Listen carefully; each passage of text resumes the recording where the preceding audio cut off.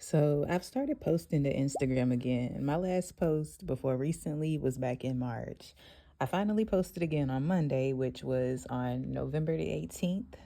And my most recent post since then was on the statement, work on loving yourself, or you need to love yourself, and things like that. I wrote a poem and put it into a 5 slide carousel.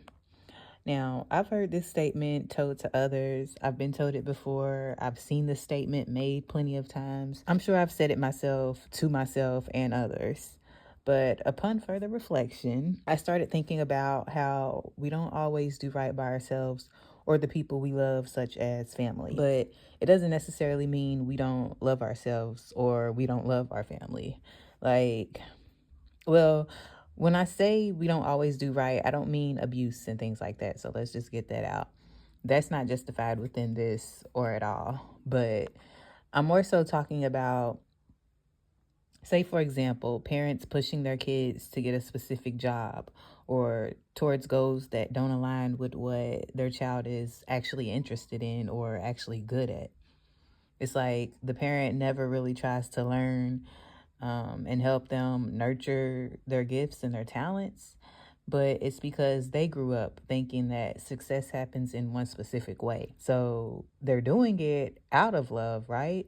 But, well, for the most part, most of them, but they don't love them any less when they're doing that. And the love isn't just absent, maybe misdirected instead. So my dad, for example, to put that, throw myself and my dad under the bus, I guess. My dad was always on me about going to school for a good career or about having a job in general. Like every time he seen me, so like I didn't grow up with my dad.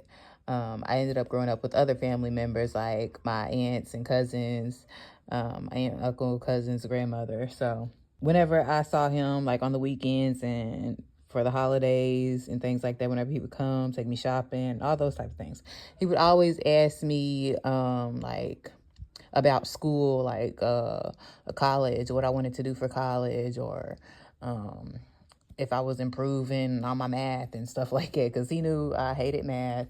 I wasn't good at math. I had a tutor for math before. I had to go to summer school for math before. So he knew all those things. And then he would ask me, after I graduated high school and everything, every time he seen me, he would ask me about working. And still about the school and stuff too, but just about work and having money and all those things. But he never really asked me about like what I was actually interested in, as far as like passions and talents and things like that. He knew that I did creative stuff. Like in school, in middle school, I was in the orchestra. I played violin. I was first chair in my orchestra. First chair is basically you the one that sit in the front, they want to hear you. So I had to audition. We had to audition for those roles. There was 2 first chairs because it was like the way we would section sitting on stage when we were performing stuff. So we had to do these auditions for it, and I got the part. And when they was doing the auditions, like we was behind a closed door. They couldn't see who was playing or anything. So that's that. But that's a little bit off topic. I mean, a little bit off topic. But yeah, he never really got into those things with me or like tried to see what type of things I was actually good at so that he could find the ways to, I guess, nurture those things. And of course, if, talking about nurture, you're probably wondering like, well, where was your mom at? My mom wasn't around. She's still not around, attic. So I'm not going to dive too much into that right now. But like I said, I grew up with my aunt and cousins and things, and even my aunt and my grandmother, my uncles, cousins, and like nobody was pushing me to do these certain things. And they knew that I was into these certain things. They knew that I liked writing. They knew that, I like doing creative things like designing or customizing my notebooks and clothes and things like that. But, it was just like a silent thing or an afterthought. I read a lot. I fell asleep with books still in my bed. Like they never asked all that reading you do when are you going to write your own book, or all that writing you do, you should write a book. But it didn't mean that they didn't love me. And it didn't mean that I didn't love myself. I may have asked myself or answered myself those questions both silently. But back then, I didn't have a clue about how to go about any of this. And that's for most artists, for anyone in general. Or maybe it was just that we were insecure and didn't have the support from our loved ones growing up or from ourselves. So here we are now doing what we could have been doing a long time ago. And most of our loved ones didn't have the support or support themselves either for their passions and their dreams. They were taught how to be a part of a system where things like this weren't practical or sufficient or looked at as something for a successful life. And that system has still been in place, but it's also been shifting and crumbling. So, you know, I still haven't written a book, but it's in process. The collection is collecting. Many collections is collecting at this point.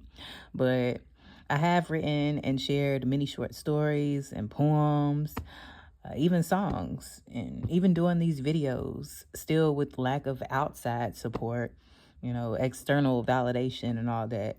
But I'm good when I do things I say I'm going to do. I'm good when I do the things that I want to do. I'm good when I do the things that, I love to do. I'm good when I'm doing things creatively. So it's when I'm holding myself back that I feel the most lack. And so that's another poetic line right there.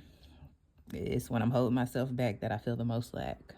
But just to conclude on that statement and, the poem that I wrote, when someone says work on loving yourself, or, oh, I think you just need to love yourself, I think a better way to say that would be just something along the lines of love yourself better today.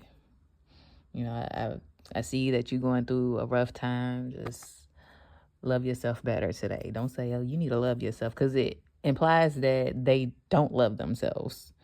It applies that the person feels like they're not loving themselves. It's, I don't know, I guess it's just like a negative, some type, like a dark cloud over that statement when I thought about it more. And when someone told it to me, the last person that told it to me, it made me think like, hold up, wait a minute. I do love myself. I'm just having a moment right now, so let's get that clear. And I had to say that too, and they let me know like, oh, I wasn't meaning it that way, but it's like, how else was you meaning it?